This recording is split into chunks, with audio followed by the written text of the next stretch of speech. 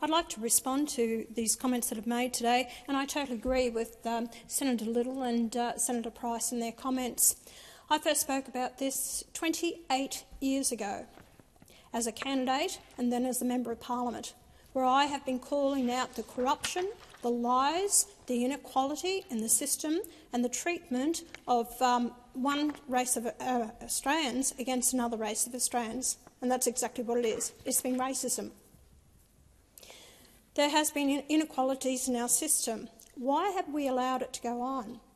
When I was in Parliament in 1996, it was brought to my attention that the plan was to create a nation within the nation, based on what happened in Canada with Nunavut, with the Inuit people. And that was the plan, what was to happen in Australia. You see, governments, successive governments, haven't addressed this. And you've left the Aboriginal people in poverty-stricken areas with no expectancy. Their conditions are horrendous. The children are abused. The sexual abuse is disgusting. The education levels, the incarceration, the health systems, and yet you cry out in this chamber time and time again, leaders of this nation, even Anthony Albanese, and you say you want to help them. But you're really not. Not at all. You're allowing it to go on.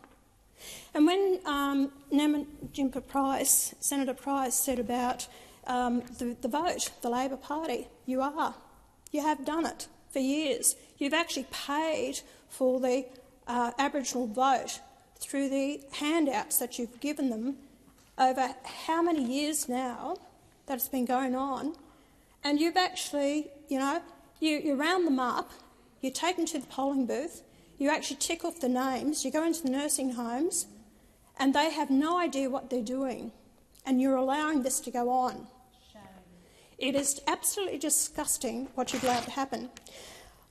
When I keep calling out, and actually it was last year when it was brought to my attention about an investigation by the Department of Social Services into the aged care sector, and especially in South Australia, of people who were, again, found to be corrupt, and they were still employed in the aged care sector.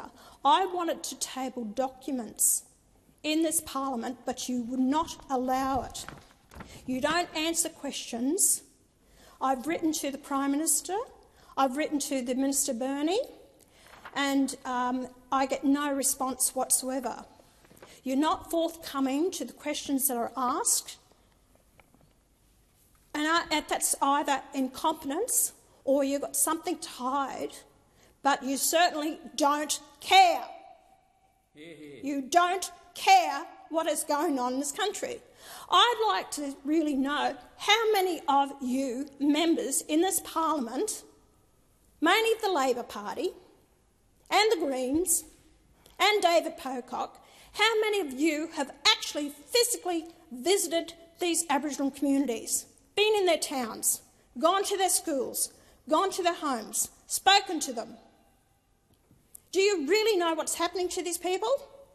You've handed over power to a few in this nation, a few that have benefit from it, benefit to the extent of the ownership of houses, cars, assets that a lot of other people would never dream of having. And you've allowed that to happen without any investigation. How did they get their wealth? How did they become so powerful? Why is that people in these communities, and one Aboriginal community leader said to me, they said, Pauline, we can't even go on the native title land without permission of Murrindoo Yanna. We can't even go there on our own land. We're denied the rights. Oh, there's another thing too that I was told. Oh, he was given $1 million to set up a tourism to buy a boat on the river that was never taken out. Where's the investigation into that? There are many, many cases that is put out there, but no one cares. Are you aware of the children in the streets? I'm talking about kids about 4, 5 years of age in the streets at night. Do you know where they go? Sit outside the school. That's in Doomadgee. You probably don't know where that is, but anyway, it's far north Queensland. Aboriginal community. And they actually are sitting out there in the streets, and I said, why are they there? They said because the dysfunctional homes, because they're in fear, they'd rather be on the streets at night than in their dysfunctional homes with either their family members or neighbours or whatever, for the sexual abuse, the alcohol abuse that goes on. Then you have the children brought in this world because of their drugs, drug dependency, even babies that are born, drug dependency, the sexual abuse, even on babies. And you won't even have a royal commission into it. It's an absolute disgrace.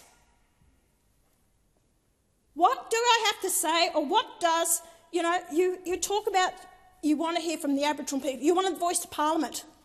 You actually have Aboriginal senators in this place that are screaming out for this. And you want a voice to Parliament, you have your voice to Parliament here, but you're completely ignoring it. Yeah. Completely ignoring these Aboriginal women that are calling out to represent their people that's happening to them. And you just turn a deaf ear to it. You disgust me, absolutely disgust me. Because the majority of Australians, regardless of their racial background, those Australians out there, they are also crying out for the Aboriginal kids that are mistreated, these people that they want to see a difference. They want accountability for their taxpayers' dollars, and it's estimated over $1 trillion being poured into this industry over the last 30, 40 years. You set up the organisation ATSIC. It was only after Mike whinged and complained about it as a corrupt organisation that finally you got rid of it. And that's what it is. And you wanted to set up another corrupt organisation with the voice to Parliament that would do absolutely nothing. So now your Labor parties around the country are setting up your bodies in each state with treaties. What's that going to do? Absolutely nothing. More taxpayers' funds going into it, and will make absolutely no difference whatsoever to the lives of these people until we treat everyone in this country on an equal basis, based on a needs, not race. We are all Australians together. Yeah. That's the only time that you'll start to close the gaps. That's when the real benefits will be seen. Don't treat people differently because of their race. Look at their needs. Because these very wealthy people can go and claim benefits. They don't need it because they're millionaires, but that means absolutely nothing to you. Look at the ones that are living in the shambles that they are. Look at these poor kids in these communities that don't get a decent feed, don't get looked after, the abuse that happens to them, their health conditions. Any one of you, I tell you what, if you'd like to go up to some of these communities in Queensland, please, come knocking on my door. I'd be glad to take you.